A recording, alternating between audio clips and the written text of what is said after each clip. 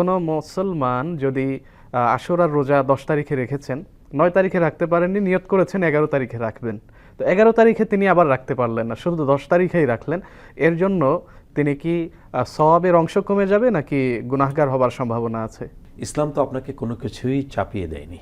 আল্লাহ রাব্বুল আলামিন মহাগ্রন্থ আল কোরআনে বলেছেন, লাহা মা কাসাবাত ওয়া আলাইহা মাকতাসাবাত। অন্য আয়াতে আল্লাহ তাআলা বলেছেন, ইউরিদুল্লাহু বিকুমুল ইউসরা ওয়া লা ইউরিদু বিকুমুল উসর। তো বান্দা যখন ইবাদত বন্দিগি করার জন্য চেষ্টা করে, প্রক্রিয়াটা আল্লাহ তাআলা বলে দিয়েছেন রাসূলের মাধ্যমে, রাসূল কেমনে করবে। আর বান্দাকে ঠিক হুবহু রাসূলের মতন ফলো করতে হবে, এটা তার হলো টার্গেট বা এইম।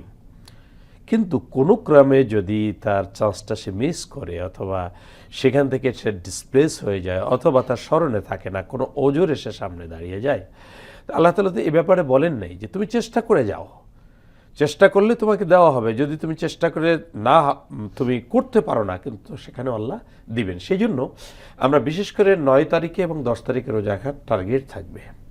যদি আমরা 9 তারিখে রোজা না রাখতে পারি, 10 তারিখ রাখি, আপনার যদি টার্গেট থাকে বা আমাদের যে টার্গেট থাকে আমরা 11 থেকে রাখবো, সেদিনও আমরা দেখা গেল যে ফেল হয়ে গেলাম, সেক্ষেত্রে আপনার টার্গেট থাকলে ঘুম থেকে উঠতে পারলেন না, সাহরি খাওয়ার যেটুকু দরকার ছিল সেটা আপনি পারেননি, কষ্ট করে তো সাহরি খেতে বলেননি, সাহরি না খেয়ে আপনাকে রোজা রাখতে বলা হয়নি।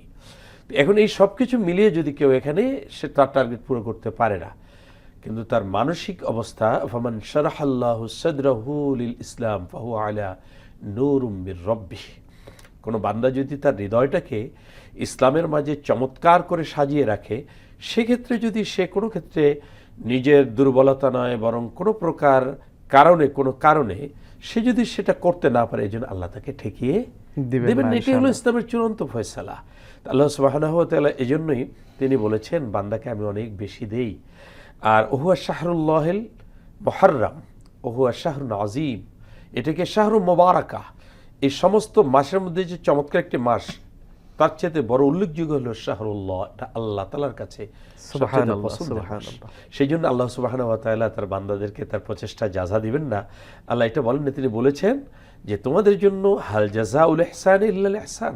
অন্যতে আল্লাহ তাআলা বলেছেন যে তোমরা মান জাহাদা ফাইন্নামা ইউজাহিদু লিনাফসিহি, কোন বান্দা যদি চেষ্টা করে, আল্লাহ সুবহানাহু ওয়া তাআলা এমনি সকল ক্ষেত্রে, মুহররমের রোজাই শুধু নয়, বরং সকল আমাদেরকে শপথ করা দরকার যে মুহররম মাস এসেছে, এই মাসে যেন আমাদের গুনাহটা কম হয়।